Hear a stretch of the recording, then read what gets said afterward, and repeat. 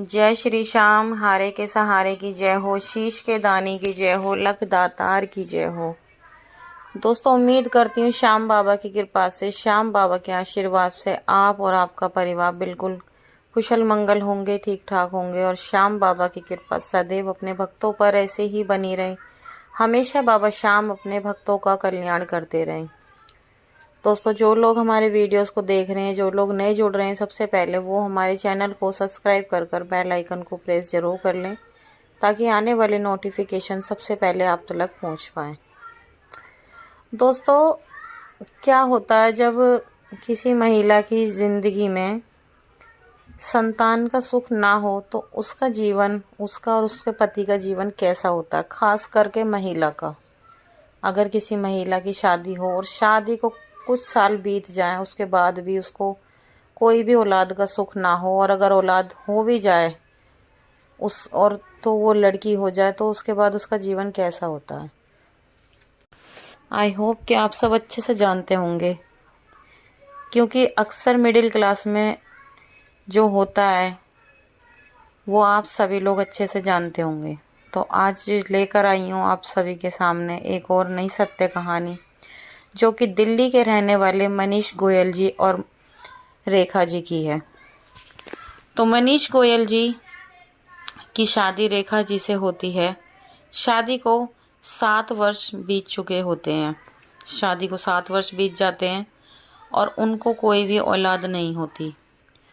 और 7 वर्षों बाद इतना इलाज करवाने के बाद, इतना दवाई गोली कराई, जगह जगह दिखाया, कितना इलाज कराया, उसके बाद उनको एक बेटी पैदा होती है।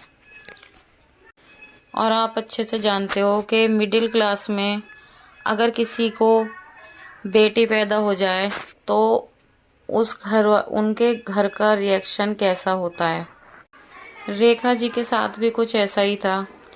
एक तो उनकी शादी को 7 वर्ष बीत चुके थे, उनके कोई भी बच्चा नहीं था, और जब जैसे तैसे उनके बच्चा हुआ भी तो वो भी लड़की पैदा हुई। खैर, घर वालों को कहीं ना कहीं ये तो थोड़ा सा हुआ कि चलो कहीं ना कहीं इसकी कोख तो खुली, इसके बच्चा तो हुआ, चाहे भले ही लड़की हुई पर हुई तो सही। उन्होंने इतने पूजा पाठ करे, इतने जतन करे, इतना सब कुछ किया, डॉक्टरी इलाज कराया, जब जाके उनको बेटी पैदा हुई। जब उनकी वो बेटी 2 साल की हो गई, उन्होंने फिर से गर्भ धारण किया और फिर से एक और बेटी को जन्म दिया। अब सोचो, जब एक बेटी को उन्होंने और जन्म दे दिया फिर से, तब उनका जीवन कैसा होगा, जब उनका जीवन पूरी तरह से बदल चुका था। उनके ससुराल वालों का नज़रिया उनके प्रति इतना ज़्यादा बदल चुका था। उनके ससुराल वाले उनको टोन करते थे, उनको ताने मारा करते थे। अक्सर उनकी सास नंद उनको कहा करती थी कि भाई इसके तो कोई बेटा ही नहीं है, इसके तो इतने दिनों में हुआ भी तो वो भी बेटी बेटी पैदा हो रही है, ये तो हमारे बेटे को बर्बाद कर देगी, ऐसे कैसे होगा। क्योंकि वो एक देखो होता है ना, जो अक्सर इतना हाई क्लास के लोगों में नहीं होता, पर मिडिल क्लास के लोगों में अक्सर ऐसा होता है। और वो वैसे भी साधारण सी फैमिली थी। अब उनको यही था कि एक तो इसके वैसे ही औलाद नहीं हो रही थी, ऊपर से अब हो रहे हैं तो बस बेटी बेटी हो रही है। हमारा बेटा अकेला कैसे कैसे करेगा, कैसे ये इनको पालेगा पोसेगा, कैसे इनकी शादी ब्याह करेगा। क्योंकि उनका कुछ काम वगैरह भी इतना ज़्यादा ठीक ठाक नहीं था, क्योंकि जो मनीष गोयल जी हैं वो ऐसे ही अपना बैटरी रिक्शा चलाकर अपना गुजारा चलाते थे। और ऐसी बात नहीं, बैटरी रिक्शा में भी अपना वो ठीक ठाक गुजर बसर कर रहे थे। पर होता क्या है, लेकिन उनके घर वालों का जो सोच होती है वो कुछ अलग ही होती है। अब ये चीज़ है ना, रेखा जी को बहुत ज़्यादा बुरी लगती। देखो, क्योंकि किसी भी औरत के हाथ में ये चीज़ नहीं होती। हर औरत चाहती है कि उसको भी एक बेटा हो। कोई जानबूझकर ये नहीं कि बेटियों को पैदा करे, और बेटी पैदा करना कोई पाप नहीं है। ये देखो, सब कुछ भगवान के हाथ में, जो भगवान देता है वो इंसान को खुशी खुशी ले लेना चाहिए। अब जब उनके नसीब में 2 बेटियां थी, अब उनको जब ताने मिलने लगे तो उन्हें बहुत ज़्यादा बुरा लगता था, बहुत ही ज़्यादा बुरा लगता था। उसके बाद उन्हें कोई संतान नहीं हुई। जब उनकी दूसरी बेटी भी 5 साल की हो गई शादी के बाद, और बड़ी वाली बेटी 8 साल की हो चुकी थी, तो जब तक उन्होंने अब कोई गर्भ धारण नहीं किया था। अब वो बहुत ज़्यादा परेशान, वो काफ़ी ट्राई कर रहे थे, उन्हें लग रहा कि एक ट्राई और कर लेते हैं, शायद कोई बेटा हो जाए। पर वो दोबारा से फिर प्रेग्नेंट नहीं हुई और वो इसी चीज़ को लेके चिंतित रहती थी। उन्हें यही चिंता सताती थी कि पता नहीं आगे चल के क्या होगा क्या नहीं होगा, क्योंकि उनके सास ससुरों का बिहेवियर उनके साथ बहुत ज़्यादा चेंज हो चुका था। बहुत ज़्यादा वो उनको परेशान करने लगे थे, मेंटली फिजिकली टॉर्चर करने लगे थे। और साथ ही साथ उनके साथ साथ उनके हस्बैंड का भी नज़रिया थोड़ा थोड़ा चेंज होने लगा था। वो भी अपनी वाइफ को कुछ ना कुछ बातें बोलने लगा था। अब ऐसे ही धीरे धीरे दिन बीतते चले गए। वो बहुत ज़्यादा परेशान रहती थी, पर वो अपनी बेटियों की फिर भी देख रेख करती थी। वो चाहती थी उनकी बेटियों तक ये बात ना पहुँचे। उन्हें कोई फ़र्क नहीं पड़ना चाहिए किसी के कहने से। वो अपनी बेटी को पूरा प्यार देती और यही सोचती कि अब मैं क्या करूं। अब ऐसे ही वो एक दिन अपनी बेटियों को स्कूल से लेने गई। वहाँ पर ऐसे ही जैसे पहले पहुँच जाते हैं, वो भी थोड़ा पहले पहुँच गई। ऐसे ही लेडी से बैठी बैठी बातें करनी थी, तो बच्चों के बारे में कुछ बात चली, तो उनकी भी बात ऐसे ही छिड़ गई। लेडीज़ों की अक्सर होता है ना, बातें चल जाती हैं। तो जब भी वहाँ पर एक लेडीज़ ने कहा कि बहन तुम चिंता मत करो, तुम खाटू श्याम दरबार जाओ, राजस्थान में खाटू श्याम दरबार है, और वहाँ जाके अपनी अर्जी लगाओ, श्याम बाबा तुम्हारी ज़रूर सुनेंगे। तो रेखा जी के दिल में कहीं ना कहीं एक आस जागी, एक उम्मीद जागी। उन्होंने उस लेडीज़ से और ज़्यादा बाबा के बारे में जानने की कोशिश करी और पूछने के बाद वो अपने घर पर आ गई अपनी बेटी को लेकर। फिर वो ऐसे एक दो दिन थोड़ा जल्दी जाती थी, उनसे और थोड़ी जानकारी लेती। फिर उन्होंने पूछ कर अपने मार्केट से ही श्याम बाबा की एक छोटी सी तस्वीर घर पर ले आई। क्योंकि उनके पति का नज़रिया भी उनके प्रति चेंज हो चुका था। अब उन्हें ये लगता था कि मैं अपने हस्बैंड से भी कैसे खाऊं।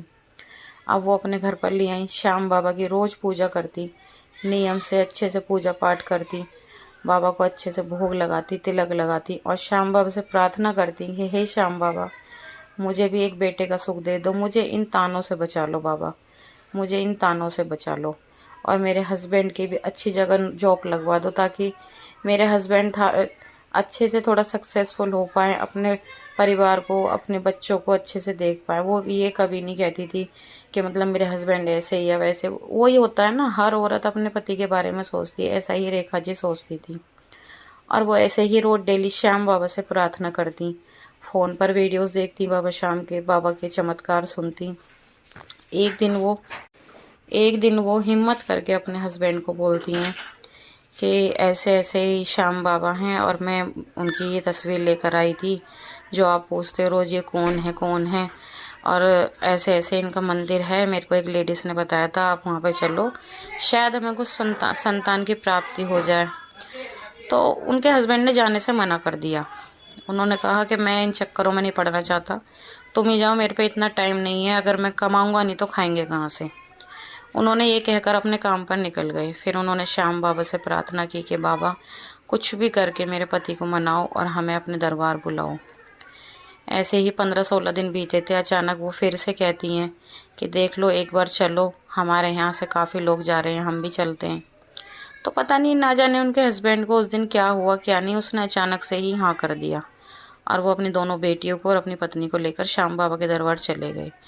जब वो श्याम बाबा के दरबार पहुँचे और बाबा श्याम के जब उन्होंने दर्शन करे तो रेखा जी की आंखों से आंसू छलकने लगे। वो बहुत ज़्यादा रोने लगी और मन ही मन बाबा श्याम से सारी बात उन्होंने बताई। जब उन्होंने बाबा से सारी बात बताई, वहाँ से बाबा के दर्शन करे, अच्छे से बाबा का आशीर्वाद लिया और वहाँ से अपने घर लौट आए। जब वो अपने घर लौट आए तो आप यकीन नहीं करोगे, वहाँ से आने के 15 दिन ही बीते थे। सबसे पहले तो रेखा जी के हस्बैंड को नौकरी का ऑफ़र आया, खुद ऑफ़र आया एक कंपनी से, उनके हस्बैंड को ऑफ़र आया। तो रेखा जी का खुशी का कोई ठिकाना ही नहीं था। रेखा जी एकदम शॉक हो गई, कहने लगी कि मतलब इतनी जल्दी बाबा ने ऐसे कैसे चमत्कार कर दिया। रेखा जी के हस्बैंड ने रेखा को बताया कि ऐसे ऐसे मेरे को नौकरी का ऑफ़र आया। तुरंत रेखा जी ने हाँ कर दिया कि तुम जॉब कर लो, सारा दिन तुम रोड पे घूमते हो, इतनी गर्मी होती है, तुम जॉब कर लो, अच्छा रहेगा। तो उन्होंने जॉब ज्वाइन कर ली। जॉब भी अच्छे खासे उनके बजट में उनको मिल गई थी। अब उसके 16-17 दिन बाद ही रेखा जी ने फिर से गर्भ धारण किया। रेखा जी बताती हैं कि ऐसे इतने बड़े बड़े चमत्कार मतलब जो इतनी जल्दी श्याम बाबा ने मेरी ज़िंदगी में करे। मैं इतने मंदिर गई, इतने मैंने पूजा पाठ करी, सुबह उठ के सूर्य देव को भी जल चढ़ाना, पूजा पाठ करना, पता नहीं कौन कौन से मंदिर में गई, पर ऐसा चमत्कार मैंने कहीं नहीं देखा जो श्याम बाबा ने मेरी ज़िंदगी में किया। 16-17 दिन बाद ही वो प्रेग्नेंट हुई और ठीक 9 महीने बाद उन्होंने एक सुंदर बेटे को जन्म दिया। जब उन्होंने एक बेटे को जन्म दिया तो उनके घर में मानो इतनी ज़्यादा खुशियाँ आ गई थी, बहुत ज़्यादा। और रेखा जी का तो खुशी का कोई ठिकाना ही नहीं था। इतनी ज़्यादा खुशियाँ, मतलब एक साथ श्याम बाबा ने इतनी ज़्यादा खुशियाँ दे दी कि बाबा के एक बार दर्शन करने से एक तो उनकी हस्बैंड की अच्छी खासी नौकरी लग गई। नौकरी लगने के बाद साथ ही साथ 9 महीने बाद उन्होंने एक बेटे को भी जन्म दिया, जिससे कि उनका परिवार पूरा हो गया और उनके घर में इतनी ज़्यादा खुशियाँ आ गई, बहुत ज़्यादा खुशियाँ आ गई। फिर होता क्या है, सब कुछ बिल्कुल बढ़िया हो जाता है, सब कुछ एकदम अच्छा चलने लग जाता है, बेटा भी ठीक ठाक रहने लग जाता है। छोटा सा बेटा होता है, घर में खुशियों की किलकार होने लग जाती है और बेटियां भी ठीक ठाक रहती हैं। अब एक दिन होता क्या है कि उनके हस्बैंड के, मनीष जी के 85,000 रुपये कहीं पर फंस जाते हैं, बैंक में उनके फंस जाते हैं, जो कि मिलते नहीं हैं। बैंक वाले कह देते हैं कि आपका कोई पैसा नहीं है। पता नहीं उनका पैसा कहाँ तो चला जाता, कहाँ नहीं, उनको नहीं समझ में आता। अब होता क्या है कि उनके घर के पास बाबा श्याम का कीर्तन होता है। मनीष जी और रेखा जी श्याम बाबा के कीर्तन में जाते हैं, तो वहीं पर रेखा जी एक पर्ची पर लिखकर श्याम बाबा को अरदास लगाती हैं कि श्याम बाबा, मेरे हस्बैंड के 85,000 रुपये मिल नहीं रहे हैं, पता नहीं चल रहा है कि कहाँ गए कहाँ नहीं गए, कुछ भी करके आप पता करवाओ। बैंक में जाते हैं हम तो बैंक वाले साफ मना कर देते हैं। अब आप बताओ, आप जानो, आपका काम जाने, हमें हमारे पैसे बाबा वापस मिल जाएं। उन्होंने मतलब अपनी पूरी अर्जी उसमें लिख दी, श्याम बाबा को अर्जी लगा दी कीर्तन में। अब जब उन्होंने अर्जी लगा दी, अर्जी लगाने के ठीक 5 दिन बाद उनका फ़ोन आता है कि आपके पैसे आ चुका है, ऐसे ऐसे वो दूसरे अकाउंट में ट्रांसफ़र हो गया था, हमें यहाँ पर पता नहीं लगा था, कंप्यूटर वगैरह में सिस्टम में कोई प्रॉब्लम थी, उनका पैसा उनके अकाउंट में 85,000 रुपये आ जाता है। जब रेखा जी की लाइफ में ये तीसरा चमत्कार था। रेखा जी कहती हैं कि जो श्याम बाबा ने मेरी ज़िंदगी में चमत्कार किए हैं, श्याम बाबा का चमत्कार मतलब मैं कभी ज़िंदगी में नहीं भूल सकती। ये दोस्तों आज की सत्य कहानी थी। ये मतलब आज जब मैंने भी ये कहानी सुनी ना, मेरे को समझ नहीं आ रहा कि मैं इस कहानी को आप लोगों के सामने कैसे पेश करूं। मतलब बाबा श्याम इतने बड़े बड़े चमत्कार करते हैं ना, और जब मैं सुनती हूँ तो मुझे भी सच में बहुत ज़्यादा हैरानी होती है। दोस्तों आज की ये नई सत्य कहानी यहीं पर समाप्त होती है। अगर आपको पसंद आई हो तो लाइक करना, जितना हो सके ज़्यादा से ज़्यादा शेयर करना, ताकि और लोग श्याम बाबा से जुड़ सकें। और अगर पसंद आए तो कमेंट बॉक्स में जय श्री श्याम लिखना बिल्कुल भी ना भूलें।